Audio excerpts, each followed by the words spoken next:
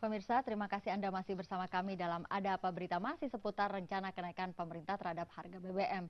Saya ingin ke Pak Marwan, tadi memang terhenti di Pak Karyono, tapi saya langsung ke Pak Marwan dulu sekarang ya Pak Marwan. Kita lihat ini dari diskusi kita bahwa bagaimanapun juga Pertamina kan diharapkan punya peran yang penting dalam menopang kemandirian ekonomi kita tadi. Pak Karyono sudah sempat sebutkan sesuai dengan pasal 33, janganlah harga BBM ini diserahkan kepada pasar.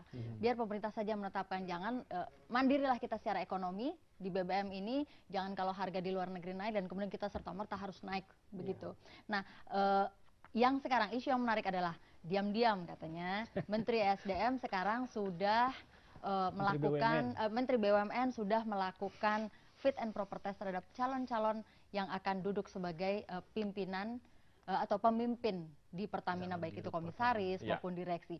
Seperti apa sih sosok yang cocok? Ini banyak nih Pak, tarik-menarik diskusi di bawah. Ini yang penting orangnya integritas baik, mengerti keuangan. Yang satu lagi bilang, yang penting harus mengerti betul dapurnya Pertamina. Dari Pak Marwan, yang penting apa? tidak menaikkan BBM gitu ya, itu yang paling penting. Ya, segala kriteria yang kita anggap perlu itu harus yang terbaik. Kalau bicara profesional ya berarti dia paling profesional. Kalau bicara amanah memang orang ini adalah yang paling amanah. Juga dia independen dari partai, dari intervensi dari luar, dari penguasa. Itu juga kita mau yang paling independen dan paling berani. Jadi semua yang ideal, apapun kriterianya, kita ingin itulah yang diangkat. Ini kalau kita bicara subjek, pelaku. Nah, artinya di sini ya kita lihat apakah misalnya pemerintah itu konsisten untuk mencapai subjek pelaku yang ideal itu dengan cara mereka memilih. Seperti misalnya, kalau kita bicara transparansi, bebas KKN, itu kan Pak Jokowi menggunakan KPK untuk memilih siapa menterinya. Nah, sudah dapat nanti dari KPK, jalankanlah itu benar-benar. Jangan juga seperti Pak Jokowi kemarin, dapat merah pun dia angkat gitu. Ya kan, jangan seperti itu. Ya kan ini sama juga dengan Bu Rini. Kalau mau melakukan fit proper, lakukanlah apa yang ideal, lalu pilihlah berdasarkan seberapa ideal pentingnya, seberapa penting fit and proper ini dilakukan secara terbuka. Jadi jangan diam-diam gitu, tahu-tahu sudah ada jagoannya 3 begitu. Sangat kita harapkan karena ini perusahaan milik publik. Jadi kita mau bahwa gunakan sistem terbaik, pilih orang terbaik, ya, lalu dengan begitu kita percaya.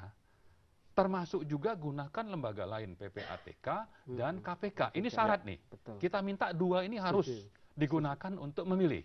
Kalau diam-diam begitu ya, KPK, PPATK lulus dulu. Tidak ada stabilonya dulu ya, kuning dan merah tidak ada, kemudian masuk. Jangan seperti sekarang, malah diam-diam. Ya kan kalau diam-diam lalu tidak mau ke KPK, tidak mau ke PPATK, wah ini sudah bermasalah. Baik. Ya, jadi untuk Pertamina ke depan ada 2 yang penting. Pertama kita bicara sistem, kedua kita bicara subjek orang yang terbaik. Nah sistem, tadi kita bicara tata kelola. Jadikanlah Pertamina itu menjadi non-listed public company. Dia harus terdaftar di bursa, tapi tidak ada 1% pun saham yang dijual. Sehingga dengan begitu nanti publik ikut mengawasi. Yang kedua tadi bicara subjek pelakunya. Jadi sistem dan subjek ini harus yang terbaik. Tapi kalau dimulai dengan tadi diam-diam tidak mau melibatkan KPK, nanti mana yang paling dekat dengan penguasa itu yang diangkat. Wah sudah itu jangan harap akan ada perbaikan gitu. Baik. Itu. Kalau dari Pak Karyono, seberapa pentingnya beliau-beliau ini adalah orang yang orang yang besar dan bertumbuh dari Pertamina sendiri?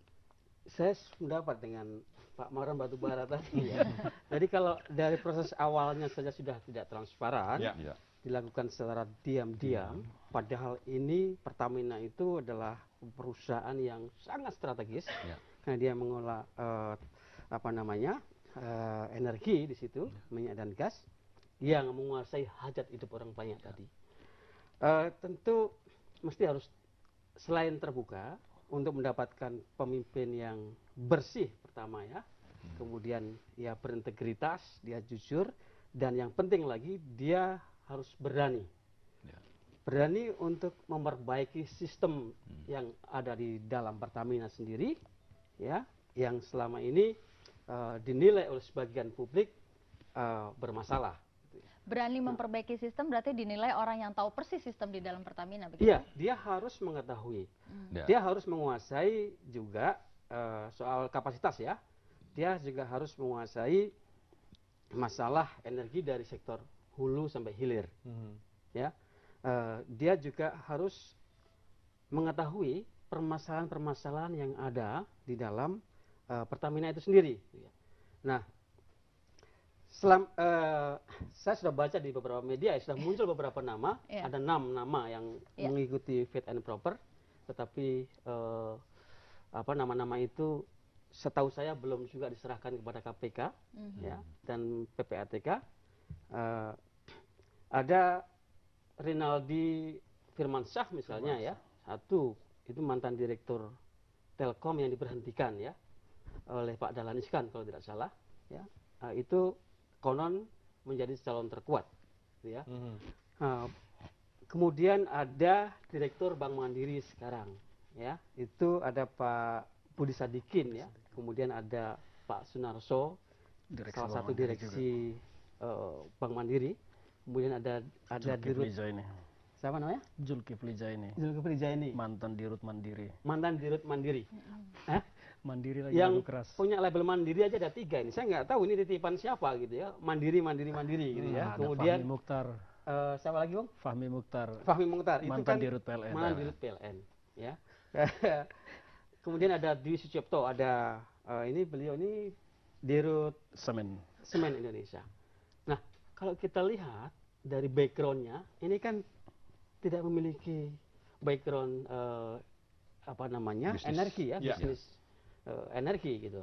Nah, berarti background energi ini Sangat penting. prioritas begitu Pak ya Sangat untuk penting. Pertamina ini ya, sangat tidak bisa penting tidak menurut begitu. saya. Iya, bagaimana mereka tahu tata kelola migas?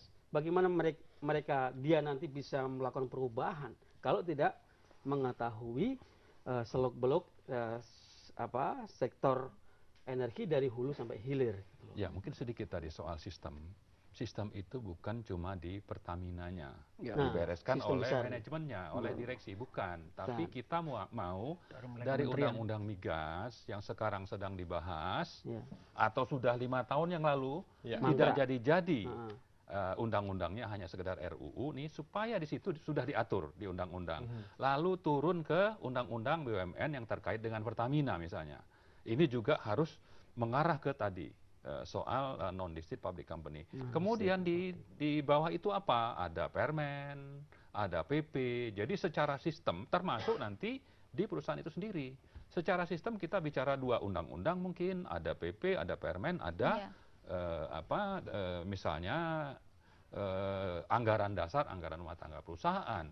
Barulah dari situ sistem itu diberesin, lalu pilih subjek pelaku yang benar. Baik. Tidak bisa juga hanya satu. Ya, kita pilih orang tapi sistemnya masih misalnya ada yang bolong-bolong, itu nanti potensi untuk adanya mafia itu masih terus berlanjut gitu. Iya. Baik, Betul. saya ingin mendengar nih pendapat Pak Ferdinand, tapi sebelumnya kita rehat dulu sebentar ya. Pemirsa, kami harap Anda tetap bersama kami. Ada apa berita? Segera kembali. Terima kasih Anda masih bersama kami di Ada Apa Berita Weekend, dan kita masih membahas soal rencana pemerintah menaikkan harga BBM ke Bang Ferdinand. Nah, ini masih melanjutkan soal direksi dan juga komisaris yang pantas menduduki Pertamina. Nah, ini penuh dengan tanda tanya ya. Sekaligus ini mungkin closing statement Bang, apa yang disampaikan, silakan. Baik. Masih. Jadi memang sebelum ke Dirut Pertamina, saya masih ingin mengkritisi pengangkatan Menteri SDM. Jokowi ini kan adalah orang baik yang tidak menguasai segala bidang, apalagi mungkin beliau tidak menguasai dengan cukup baik masalah energi. Bahwa sebetulnya kita ini kan masuk dalam tahapan darurat energi. Kita hanya punya exit window 5 tahun. Makanya tadinya bahwa menteri pun harusnya yang punya visi zero impor BBM. Jadi benar-benar harus punya program bagaimana menolkan impor atau menurunkan secara drastis. Nah, kaitannya adalah juga dengan Dirut Pertamina yang sekarang yang mau diangkat. Ini kan kalau melihat nama-nama yang beredar ini, ya saya sangat pesimis bahwa mereka akan membawa Pertamina ini akan lebih baik. Bahwa di dalam itu terjadi carut-marut yang luar biasa. Kalau ini ibaratnya gini,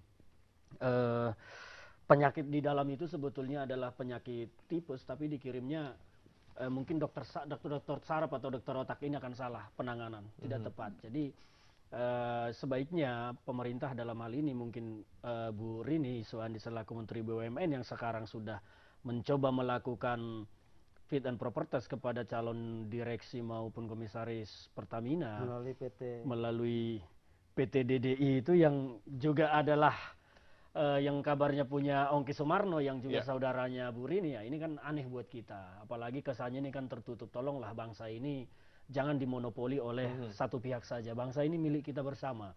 Jadi mohon juga kepada Pak Jokowi supaya benar-benar memperhatikan ini. Terlebih Pak Jokowi dan Pak Yusuf Kalla kita tahu menandatangani 8 agenda anti korupsi di KPK yang melarang kolusi. Jelas-jelas itu kolusi, nepotisme segala macam tidak boleh dan harus lulus tes integritas di KPK. Ya. Nah sebaiknya Bu Rini sebelum melakukan fit and proper test tadi mengirimkan nama-nama itu dulu deh ke KPK.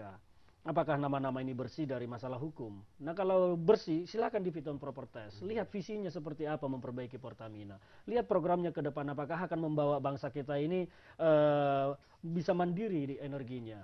Nah kalau belum apa-apa di fit and proper test nanti dikirim ke KPK ternyata dicoret merah lagi. Dipakai lagi seperti yang Pak Marwan bilang tadi, ada yang dicoret merah ternyata dipakai, Pak. Ya kita pasrahlah terhadap kehidupan bangsa Indonesia ini, ya mungkin tidak akan ada perbaikan bahwa ekspektasi masyarakat yang begitu besar ke Pak Jokowi akan berubah menjadi kekecewaan. Jadi kesimpulan saya terakhir ya mungkin permintaan kepada Pak Jokowi agar sangat serius memperhatikan dunia migas ini. Tolong ini jangan dilepas kepada pihak-pihak yang ada irisannya dengan mafia. Itu aja. Baik, dari Pak Marwan saya ingin closing statement singkat saja Pak Marwan. Ya, saya kira masalah energi, saya setuju itu masalah darurat.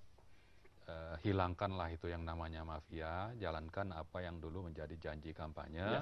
Bereskan itu tata niaga minyak, BBM itu dengan menjalankan prinsip good corporate governance. Nah, setelah itu silakan naikkan BBM bersamaan dengan menjalankan program produktif tanpa unsur pencitraan politik. Ya, kita tidak butuh itu yang namanya kartu-kartu itu. Yang penting ada program yang nanti produktif bisa menggantikan BBM yang kita impor ini semakin besar. Gitu. Baik, terima kasih Pak Haryono. Ya, yang pertama soal direksi Pertamina ya. Saya minta ini harus melibatkan KPK dan PPATK.